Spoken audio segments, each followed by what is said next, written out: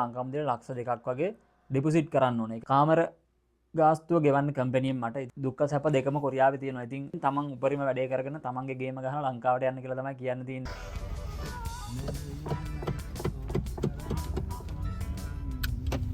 හොඳටම මහන්සියලා ඉන්නකොට හැමෝම බලන්නේ ටිකක් රෙස්ට් කරන්න. ඉතින් කොරියාවේ මට හම්බෙච්ච කාමරේ වැඩ ඉවරලා ගිහිල්ලා කොහොමද රෙස්ට් කරන්න තියෙන්නේ, මගේ කාමරේ මොන වගේද කියලා අද වීඩියෝ එකෙන් මම ඔයාලට කතා කරන්න හදන්නේ. ඉතින් මම පෙන්නන්නම් කාමරේ මොන වගේද කියලා. ඉතින් යමු මාත් එක්ක කාමරේ ගිහින් බලමු.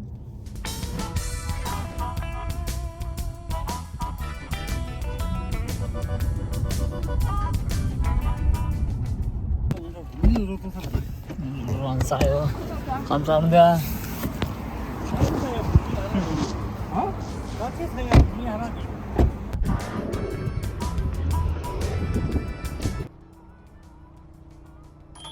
ඉතින් වැඩ ඉරලා යනකොට පුංචි බඩ ගෙන්නක් කරනවා. ඉතින් ඕකට මොනවා හරි අරන් ගිහලා කෑවේ නැත්නම් නිකන් හිතට හරියනවා.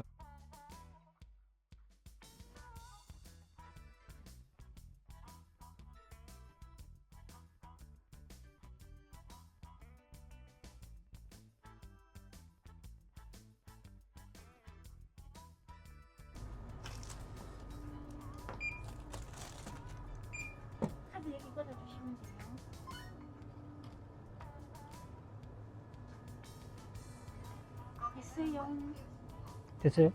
네, 감사합니다. 네, 안녕하세요.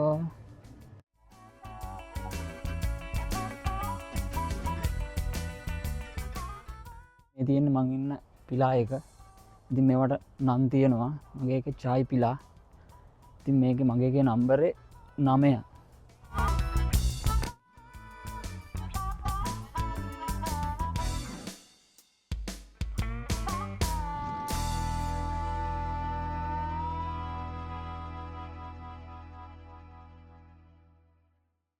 ඔන්න ඉතින් මගේ කාමරේට ආවා. මේ තියෙන 304 මගේ කාමරේ. කාමරේට පාස්වර්ඩ් එකක් තියෙන හැම කාමරේටම පාස්වර්ඩ් එක ගහලා යන්න ඕන.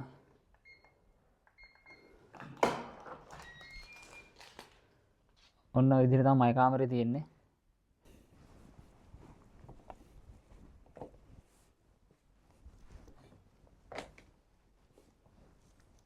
ඉතින් ඔයාලා දන්නවද මං කාමරේට ආපු ගමන් මුලින්ම මොකද්ද කරන්න කියලා? අද නම් කලින් නාගත්තා ඉක්මනට ආපු ගමන්ම. ඉතින් මං කලින් වෙනදා ආපු ගමන් කරන්නේ ලැප්ටොප් එක ඔන් කරලා සින්දුවක් දානවා. ඉතින් මොකද මනස රිලැක්ස් වෙන්න නම් අනිවාර්යෙන් සින්දුවක් අහන්න ඕනේ. ඉතින් මං කපුගේ මහත්තයාගේ ලස්සන සින්දුවක් අහගෙන තමයි නාන එක වුණත් කරන්නේ.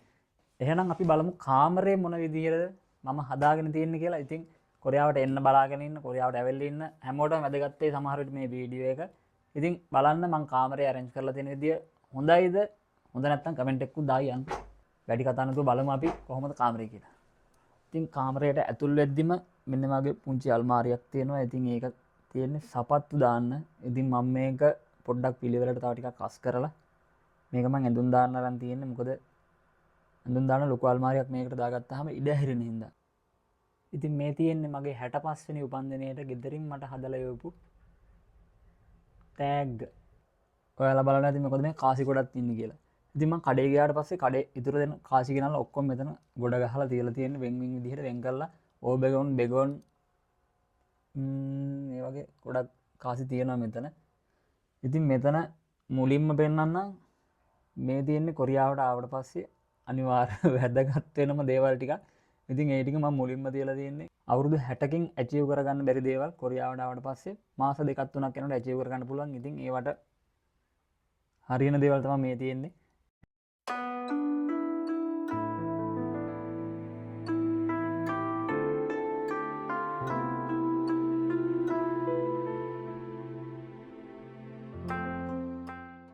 මේ විදිහට තමයි කාමරේ තියෙන්නේ. ඉතින් රෙදි වේල ගන්න මේ වගේ පුංචි රෑක් එකක් තියෙනවා.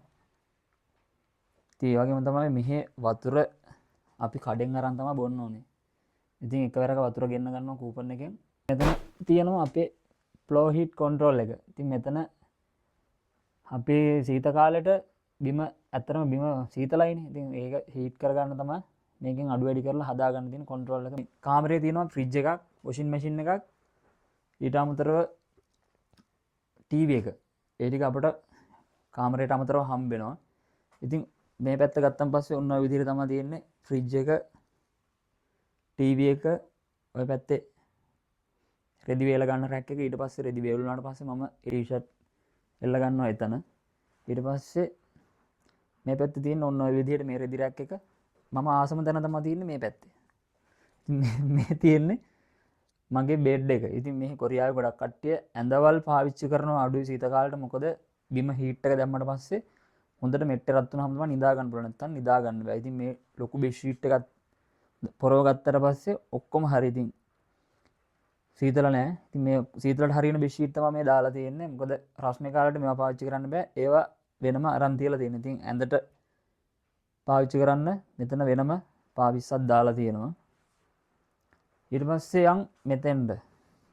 ඉතින් මෙතන තියෙන්නේ පුංචි ටේබල් එක. ඉතින් මෙතන මම සින්දුවක් අහලා නිවාඩු දවසට ෆිල්ම් එකක් බලන්න තියෙන තැන තමයි මෙතන.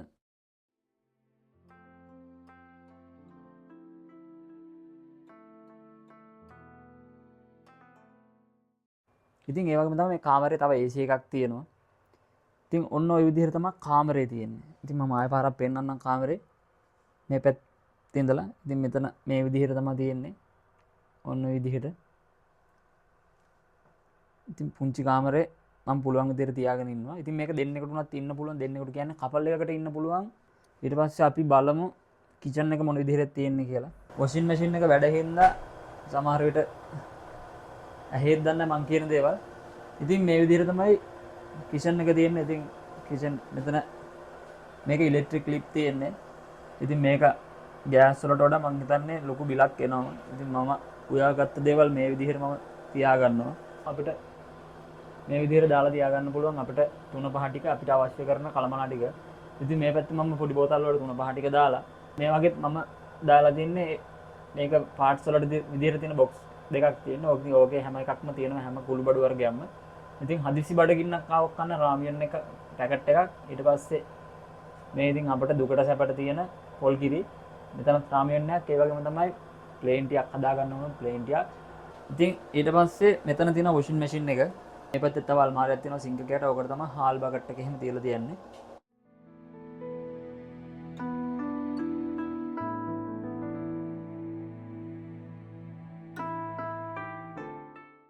ඊට පස්සේ මේකෙන් තමයි වතුර හීට් වෙන්නේ. ඉතින් මේ කාමරවල. ඉතින් කාමරේට මේ කාමරේ කිව්වේ බාත්රූම් එකට වතුර හීට් වෙන්නේ. ඊට පස්සේ මේ සිංක් එකට එන වතුර හීට් වෙන්නේ. ඔක්කොම වෙන්නේ මෙන්න මේ බොයිලර් එකෙන් තමයි හීට් වෙලා එන්නේ.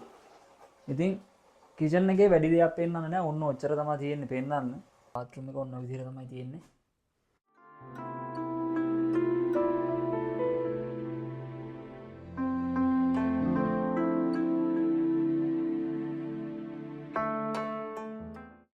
ඉතින් මගේ කාමරේ මම ඔන්න ඔය විදිහට තමයි arrange කරගෙන තියෙන්නේ. ඉතින් මේ කාමරයක් සාමාන්‍යයෙන් ප්‍රදේශ අනුව වෙනස් වෙන ගණන් ඩිපොසිට් එක. ඉතින් ඩිපොසිට් කරනවා සාමාන්‍යයෙන් මාන් 100ක් විතර. ඉතින් මාන් 100ක් කියන ලංකාවේ ලක්ෂ 2ක් විතර ඩිපොසිට් කරලා තමයි මේක කාමරය කියන්නේ අවුරුද්දකට අරන් තියෙන්නේ. එතකොට මාසෙට සාමාන්‍යයෙන් මං හිතන්නේ මෙහි තියෙන විලාවල එක එක ගණන් තියෙන්නේ. දැන් මගේ කාමරේ මාන් 30ක් කියන ලංකාවේ රුපියල් 60000ක් ගෙවන්න ඕන. ඉතින් ඒක ගෙවන්නේ මම නෙවෙයි කම්පැනියෙන්. ඉතින් කම්පැනියෙන් මං වෙනුවෙන් ලොකු වේදමක් දරනවා. ඉතින් මං ඒ අනිවාර්යෙන් කම්පැනියට ඉතින් මට මේ වගේ දේවල් දෙනවා කියන්නේ මං කම්පැනියට සෑහෙන්න වැඩ කරන්න ඕන. මීට වඩා හොඳ කාමර තියෙන කම්පැනි තියෙනවා ඇත්තටම. මගේ කාමරේ නම් මම ඉන්නේ තනියෙන්. ඉතින් තව තියෙනවා තව පිලාවල තියෙනවා එක කාමරයක දෙන්නෙක් ඉන්නවා. සමහර කම්පැනි වල එක කාමරේ 3-4 දෙනා ඉන්න කාමරක් තියෙනවා. කම්පැනියෙන් මට මෙච්චර දේවල් අරන් දීලා තියෙද්දි මම ලස්සනට තියාගත්තේ නැත්නම් ඇත්තටම වැඩක් නැහැ. මේක ඇවිල්ලා 1 room එකක් පිලා එකක තියෙන තව ඇපාර්ට්මන්ට් වල තියෙනවා. ඊට අමතරව 2 room කියලා තියෙනවා. ඉතින් මම ඉස්සරහට වීඩියෝ එකක් කරන්නම් ඒව ගැනත්. ඉතින් තව කන්ටේනර් පෙට්ටිවල ඉන්න කොල්ලෝ ඉන්නවා. ඇත්තටම මෙහෙම නෙමෙයි දුක් ඉඳලා හොඳටම මහන්සි වෙලා රෑ 18 11ට වෙලා හරියට නිදා ගන්න තැනක් නැති කම්පැනි තියෙන ඒ කාමර තියෙන කම්පැනිත් තියෙනවා. කොරියාවට එන්න ඉන්න කට්ටියට කියන්න තියෙන්නේ දුක්ඛ සැප දෙකම කොරියාවේ තියෙනවා. ඉතින් සැපම විතරක් නෙමෙයි දුකත් තියෙනවා. ඉතින් ඒ දෙකටම හුරු වෙලා එන්න ඕන කොරියාවට එනකොට. ඉතින් මොකද සැප කාමරයක් හම්බුන්නේ නැහැ කියලා කම්පැනි මාරු කරොත් සමහර විට ඊළඟ කම්පැනියේ කාමරේ හොඳ වෙන්න පුළුවන්. පඩියක් ගන්න බැරි වෙන්න පුළුවන්. ඉතින් ඒ දේවල් ඔක්කොම ගැන හිතලා වැඩ කරන්න මම ඇවිල්ලා ඉන්න කට්ටියටත් කියන්නේ දේ. ඉතින් Tamanට හම්බෙන පහසුකම් වලින් Taman උපරිම වැඩේ කරගෙන Tamanගේ ගේම ගහලා ලංකාවට යන්න කියලා තමයි කියන්න තියෙන්නේ. කාමරය ගැන කරපු වීඩියෝ එක හොඳයි නම් ලයික් කරලා යාළුවන්ටත් බලන්න ෂෙයා කරලා පල්ලෙහෙන් කමෙන්ට් එකකුත් දාගෙන යන්න. ඒ වගේම තමයි තව මොන හරි දෙයක් ඔයාලට කියන්න දෙනවා නම් ඉස්සරහට මම මොන වගේ වීඩියෝද කරන්න ඕනේ කියලා පල්ලෙහෙන් කමෙන්ට් එකක් දාන්න. මගේ YouTube channel එක තාම subscribe කරලා නැත්නම් subscribe කරන්න. Thushara D South Korea. ඉතින් ඉස්සරහටත් මේ වගේ වැදගත් වීඩියෝ ගොඩක් අරගෙන එන්න. මගේ වීඩියෝ බලන හැමෝටම මම කියන්නේ උතුරන් හරියන්න ඕන දවසක හැමෝටම අපිට වඩා හරි ගියොත් තමයි අපිට සතුටු. ඉතින් සියලු දෙනාටම ජය වේවා. බුස්සරණයි. ජේසු පිටයි අල්ලා දෙවි පිටයි.